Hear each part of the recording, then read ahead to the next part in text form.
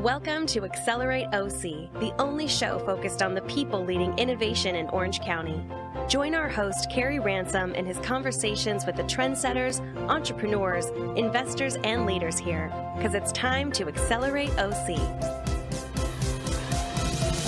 Good morning. Welcome to Accelerate OC. I'm Kerry Ransom and excited to be here today. Thanks always to my engineer, Paul, for making me and my guests sound so good. And I'm very excited today to welcome my friend Scott Hamilton to Accelerate OC. Before we get to hear from Scott, and he has a lot to share, and we always have really good conversations, let me tell you a little bit about Scott and his background.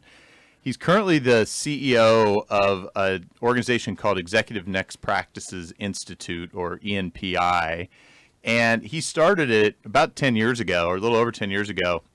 They're providing advisory and leadership solutions to thousands of business executives, senior executives in some of the biggest companies in the world, and started here, but he's been all over the world now with ENPI. And in fact, he just got back from a trip, which he can tell us a little bit about. So he's been out speaking and globetrotting, hopefully not too tired to participate here on the show today, but we have a lot to share about that.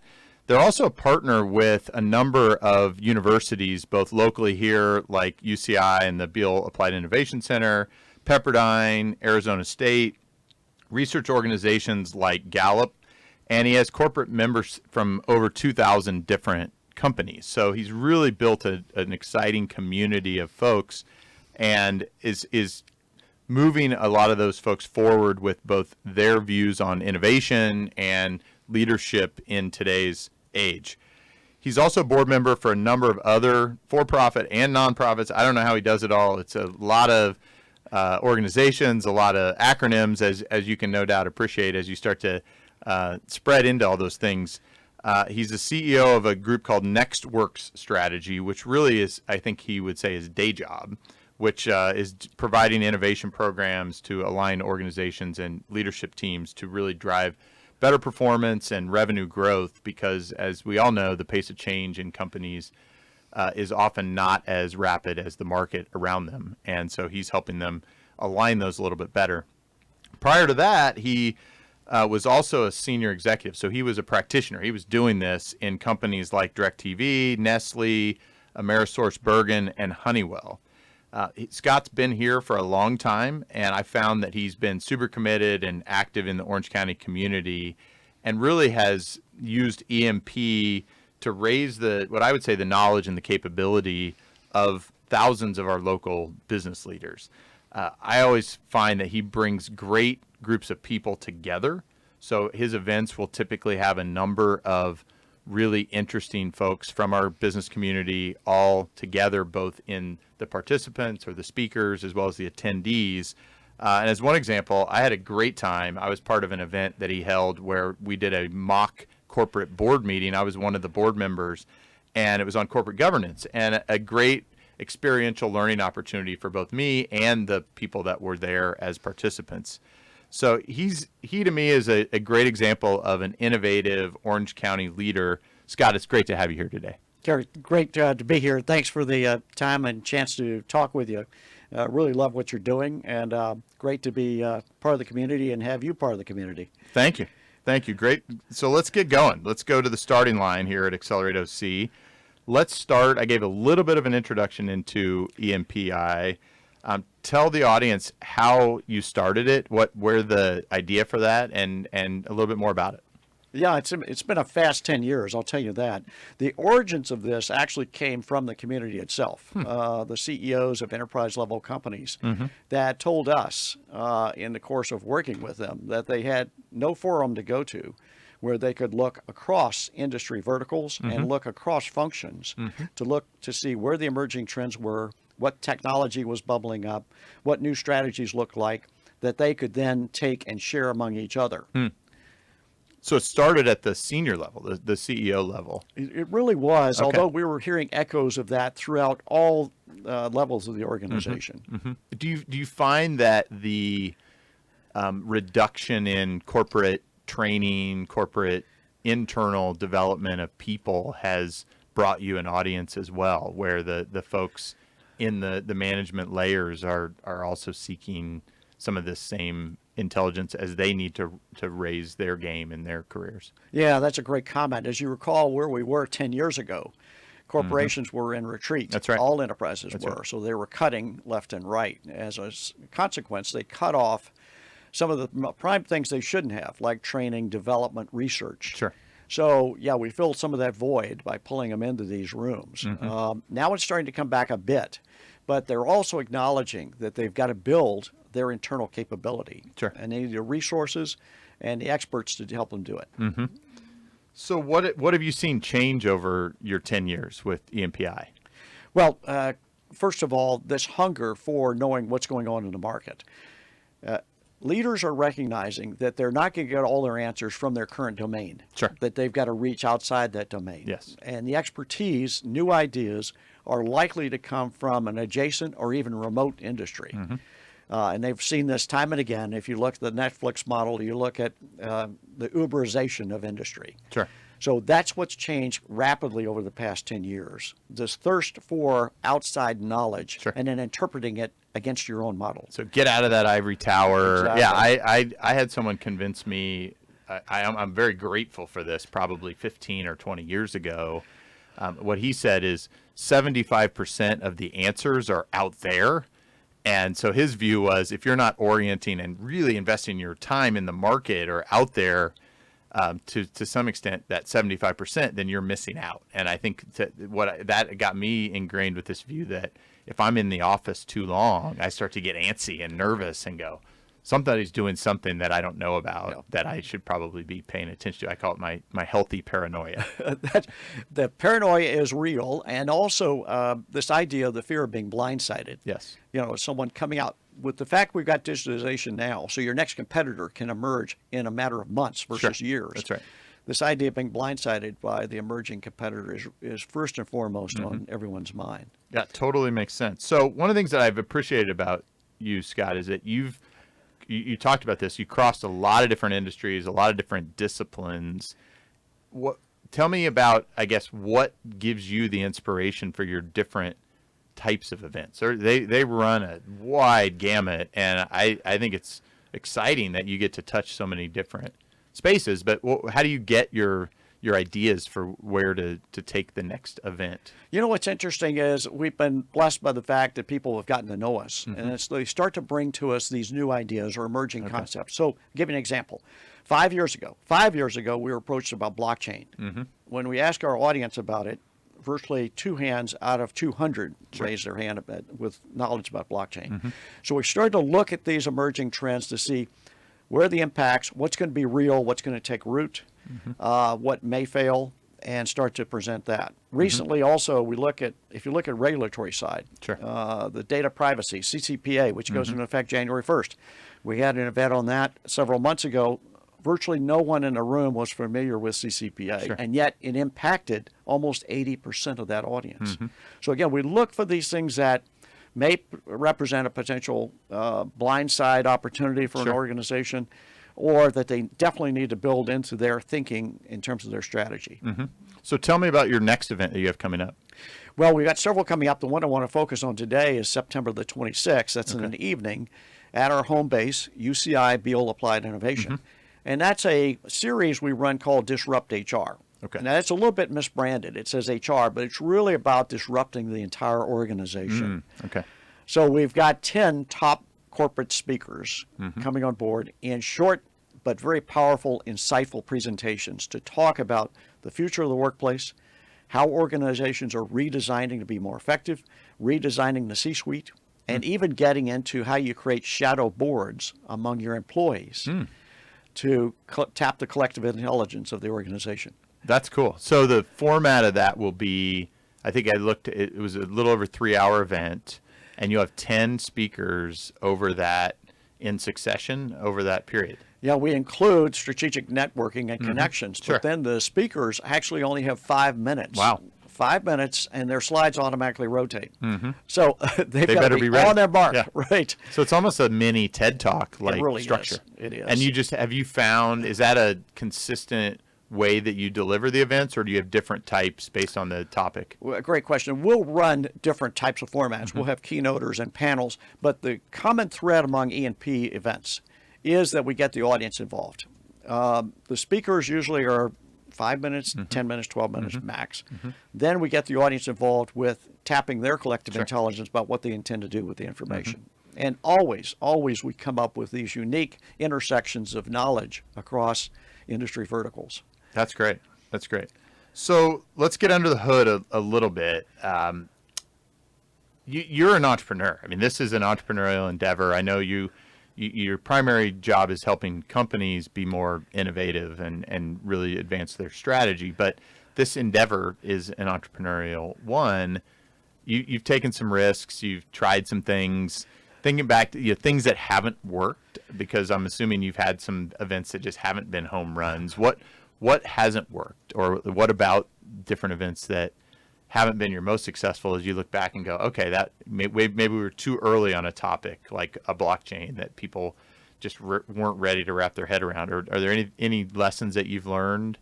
Well, we've been really fortunate in that the events themselves, the forums, have all been well received. Although every single one is walking a tightrope because it's got to hit the mark on all levels in terms of quality of the insights, the audience involvement, and the overall experience. Sure. So every single one is a pressure point. I would say our learning points were in early stages when we started to form this model and getting people engaged. And one of the things we found is we had to engage people who had a similar passion for reaching out to the market and believed in this idea of bringing the community together, connecting the dots. And so the individuals we involve, I of course have a board of directors and then we have staff, but the people that really make this work are what we call our E&P advisors, who are super connectors that believe in getting the right people in the room. And early on, we had a couple of miscues with people who were in it probably for their own purposes. Gotcha. But now we've settled on to this, and we have over 100 of these advisors, not at all at the same event, but who have a passion for different topics and will really get behind each of the programs. So that's what makes it work. Okay, so that's really that's been a key. And we'll talk about it here. You've expanded greatly into other geographies, so we'll talk a little bit more about that. But first, I think I want to. There's been a lot of change. I mean, you've got demographic change that's happened here in Orange County, both. Aging, of course, we're an aging area. We need to figure out how to keep and bring in more younger talent into this area. We have a different ethnographic mix here than we did 10, 20, 30, certainly years ago. What are you seeing differently in the executive of today versus 10 years ago when you were first starting that? I mean, the economy is certainly different right now than it was 10 years ago, but what are you seeing in the emerging executives' DNA today that's different? Yeah, it's hugely different. The executive or the investor in the past, this emerging leader, was more focused on capital than anything else. That is flipped. Now it's more of a focus on talent. How am I going to build the right team to take this forward? And so to your point, we've been seeing talent exit this area, either to New York or Silicon Valley or even Texas or Nevada, Arizona. And our other challenge here is that mid-caps, it seems, once they reach a certain size in Orange County, we lose them again to these other markets, usually to Texas or Nevada. Or they get acquired, exactly. And we've seen some long-term players leave. So the challenge is, as a community now, and this is what we've been focused on, is creating this connection so that companies can not only incubate here, but also grow through midsize and even into large caps and comfortably stay here that have the infrastructure and the talent resources to get it done. That's really been a focus for us. Okay, that's great. And I mean, I will say my view of Orange County after being here for 15 years is that there is plenty of talent here to build as big of a company, world class, as you would desire. With 3.5 million people, we certainly have the talent here.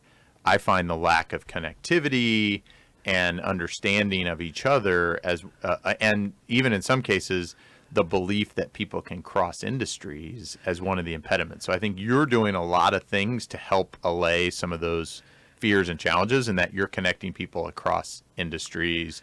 You're helping, I'm sure, especially when you started, people even repositioning their skills and functions they might want to work in as they get smart about different topic areas that you cover, that they could go position themselves. I used to be a marketer. Now I want to focus in the people or talent area. And so I think the work you're doing is super important to building those bridges, because I find far too often that people look around and they only see their little bubble and say, there aren't enough people in my little bubble. I can't grow. Yeah. That's so true. And we work on what we call a 50% model in terms of speccing out, say, a particular job. So just to your point, rather than the leadership team start to spec out jobs and say, we want to exclude this type of person, rather do a 50% equation. That is, you've got a core 50% of what the person does, but you've got this leeway around that in terms of building on what current skills they have that will add to that, not detract from it. So again, making it more inclusive, less exclusive.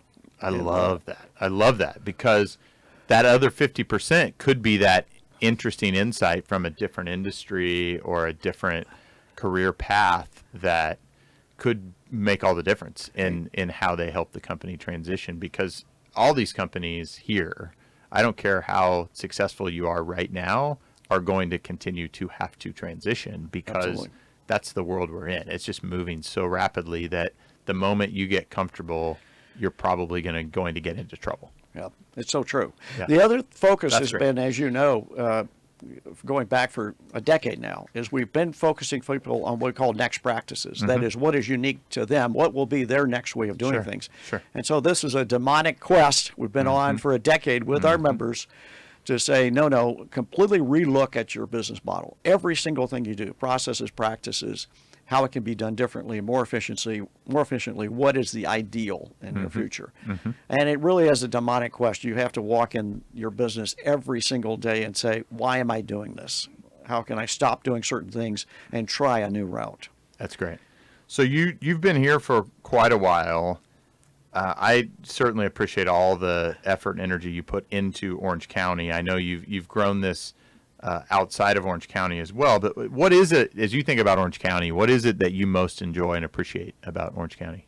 Well, for all our travels into international markets and national markets, you come back to Orange County and really appreciate it for what it is, That's right? That is the proximity of everything, and the fact that the infrastructure is so well designed to accommodate growth. The challenge is, again, we still operate in somewhat a fragmented fashion. So we work with partners in their community, the other associations like us in the community. The Irvine Chamber of Commerce has been a terrific partner in terms of pulling that together. And other entities like that. UCI Beal Applied Innovation, with the expansion they're doing, that will become a de facto center of gravity for this kind of activity. So again, the opportunity is there. Yes. But you do appreciate how good we've got it in terms of climate, economic development opportunity, and simply mobility, as opposed to these other markets. I mean, I just had this conversation earlier today, and I feel like we have it far too often, which is, how do we make Orange County be more like fill in the blank? Usually, unfortunately, it's something like Silicon Valley. You've traveled a lot. I've traveled a lot as well. What are the communities that you look at and say they're doing things that we should be doing here? And both the communities and what things do you think we could be doing better? Yeah, and I've got a couple of specific examples. Of course, Austin is well known for what they're doing. Relatively small town, but they've been able to pull all the different elements together to work together. And they do that, they showcase it quite well with some of these national and international conferences they bring in. So that's one thing we could be doing here. LA does it. Phoenix, we've been doing a lot of work, as you know, with SkySong, ASU in Phoenix. We're hosting a major event with them in December the 10th at SkySong in Phoenix. That community, similar size to Orange County, 3.4 million people.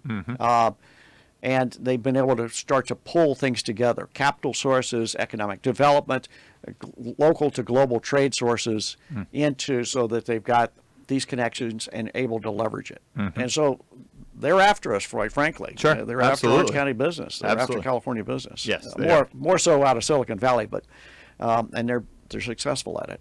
Yeah, they're doing something right for sure. Yeah. Those are great examples. So, Scott, let's talk a little bit about you. What have you learned about yourself through this last 10 years with EMPI? Well, for me, it's a constant challenge of what I can offload. And fortunately, we've got a great staff with our entities. Nextwork Strategy, you mentioned, is our consulting arm that does innovation and strategy work. And, of course, EMP, we've got a terrific staff, and then our volunteers. So it's always a constant battle. Where am I focused? What is going to produce the greatest impact for our organization and for the community? Is So your that's- instinct to try to control things and do it yourself? Is that sort of, because a lot of entrepreneurs are that way. Yeah. So is that your gut instinct, and then you have to like force yourself? I just can't take anymore. I have to. That's always the entrepreneur's dilemma, when to let go, right? Sure. And so, fortunately, I've had experience in large corporations where you had to let it go. Sure. And so, yeah, that's another dynamic, is saying, all right, I don't need to be doing this, or let's try a different way. And so you'll see, and you come into our forums, even this next year, you'll see changes in format, different ways that we're doing things in terms of engaging audiences, creating experiences, and tapping the knowledge of our community. You'll see dramatic changes there. So it's a fluid situation. So to answer your question, yeah, letting go, but also making sure we're maintaining the quality that we've always been known for. Sure. Yeah, you try to establish that quality bar, and anybody you bring in, hold them to it. I get that. So what's ahead as you think about it? You mentioned some changes that are afoot at EMP events over the next year. What's your vision for what's ahead in the next year and couple years beyond? Well, I think we're going to start to see some broader market changes in 2020. If it's not a correction, at least some tightening of the market. And so that's going to require businesses, again, to continue to look for efficiencies. So that will drive, for this next year, we'll be focusing on things like healthcare, in terms of implications from blockchain and AI on healthcare. We always do a customer centricity summit. So in that case, we'll be looking at the changing dynamics there. Again, how AI is impacting our customer centricity activity. We'll be doing our financial summit, which is a look forward at the finances. We'll be coming back to something called neuro leadership and a big leadership summit this spring, which will focus on some of the new tools that organizations can lever in terms of improving their leadership capability. And with all these, leadership's a good example. Leadership is such a commodity. We're very cautious about putting on a leadership event unless it is truly, truly different and represents where our leadership is going. So again, these are some of the things you'll be seeing in 2020. That's great. I mean, I think your name really defines it. It's next practices. It's not let's live in the past. It's what's coming ahead and how to prepare yourself for it. So I think you're forcing yourself to always be out in front and helping bring others with you. Yep. That's great.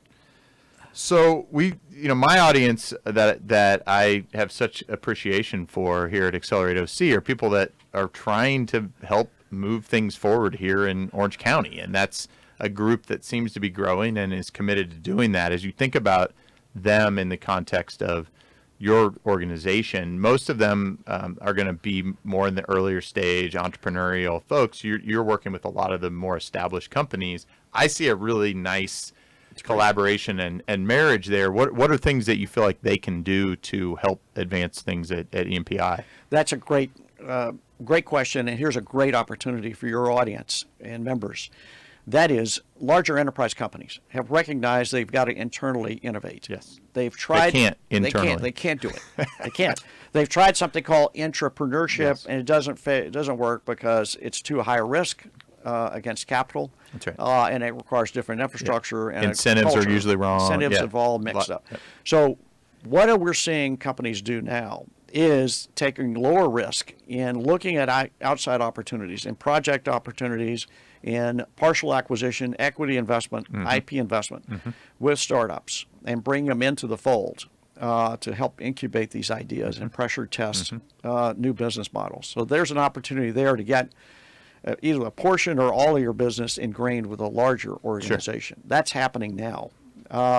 Let's find some of those stories to tell, because Exactly. I think that will help both of our audiences understand form, function, how this is possible, and let's find some ways to do it with companies both based here in Orange County, the startups here, the established companies here, and let's bring them together, because I think that's going to have some great, powerful results for the community. That's great. And also, I would encourage them to get engaged with communities like the UCI Beal Applied Innovation. Currently, there's SAP there, there's Beckman Coulter, larger companies that have invested actual space within those. So that's one way to get engaged there. Also, we invite all the emerging companies to come into E&P forums so they can actually get physical connection with some of these larger enterprise companies. That's great. Just quick example, Arbonne International, yes, where we held our social mixer this summer. They have offered space actually to the entrepreneurial community. So we're helping them configure how that space might be used. So again, here's where an enterprise company actually has literally the physical resources available to external companies. That's awesome. Well, we'll have to follow up on that one, and I'll have somebody from Arbonne talk about that endeavor and how we can connect them in with the startup world here in Orange County. That's great. So what other things outside of your organization, what are the other things you feel like, if you're asked by folks around here, hey, Scott, you're really connected in this community, how can I get more involved, or what things should I be doing? What is the advice you would tend to give people that ask that kind of question? Well, here's the age-old expression, 99% of success is showing up. Yes. And you can't do that by just sitting in your office. That's right. So this idea of going to the right places, and don't prescribe to networking, by the way. In fact, we were careful to announce it at our organization, if you're coming for networking, wrong place to go. Go to places where you're actually going to be connecting with content, insights, and the right people in the room. But do it and get out on a regular basis. I can't tell you the number of times we've had people come in and say, you know what, I could have done something else. I had 10 other things on my plate, but I showed up and I took things away and connections I might not have made otherwise. So first of all, it's just showing up and getting involved. And then secondly, like we've been talking about, get involved. Become part of the creation of some of this content we've got out there, and spawn some of the various connections we've got going. So there's a number of groups that people can get engaged with. So we encourage them to do that, first and foremost. Well, that's great. Well, I'm getting the time sign from Paul over here, so we're going to have to move to our final lap. So one of the things I always ask my guests, I have such a privilege to bring folks like you on to Acceleraate OC. I want to tap into your great experience. What's a key piece of advice or lesson that you want to share with the audience? I mean, you just had a great one about showing up, but what is it that you would try and tell other executives here in Orange County, as you tend to focus on that corporate executive that may also work with the entrepreneur? What's something they should be really paying attention to or thinking about that you've learned? Well, good friend of mine out of Gallup, Tom Rieger, wrote a book about the fear factor years ago, and it was all about, and it still holds true, it's just taking that first step. If you got this vision, going ahead and making that step and trying it, and not being afraid to create some learning opportunities during the course of it. But too often we see people that hit a wall early on and say that's not going to work, and they just don't persevere. So if I had anything, it would be keep pushing at it, keep working at it. We started 10 years ago with this. We had intended to grow to a national organization. Sure, internationally. But it was just the pressure of continuing to keep going after it. So perseverance, not being pushed back by the naysayers, and there are plenty of them that you'll come across. Sure. But it's that age-old thing. Just keep persevering, going after your vision that will make it happen. That's great. That's what we've seen as the highest success point. Well, Scott, that's a great piece of advice, and thank you so much for taking us along on this ride today to talk about Executive Next Practices Institute.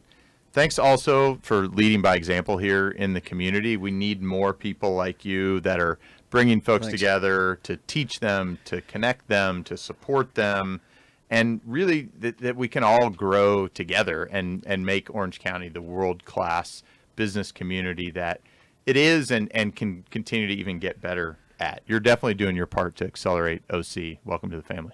Well, thanks, and same to you, Kerry. Thanks for all you're doing, and we're looking forward to your repeat performance on the mock boards. We'll do another one of those this year. Sounds good. I'm available anytime. Sounds great. Thanks All right. again.